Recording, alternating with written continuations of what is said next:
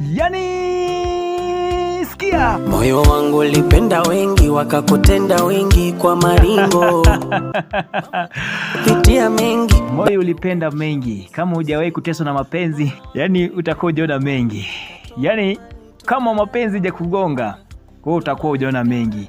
Pigwa na mapenzi, heartbreak, uweze kujua jinsi ambavyo dunia inazidi kusonga. Langu jina naitwa Fredrick Opio. Naweza kukwambia ewe mtazamaji, shukrani za dhati kwa kuweza kusimama nasi, kuendelea kuwa nasi kwa miaka 4 iliyopita.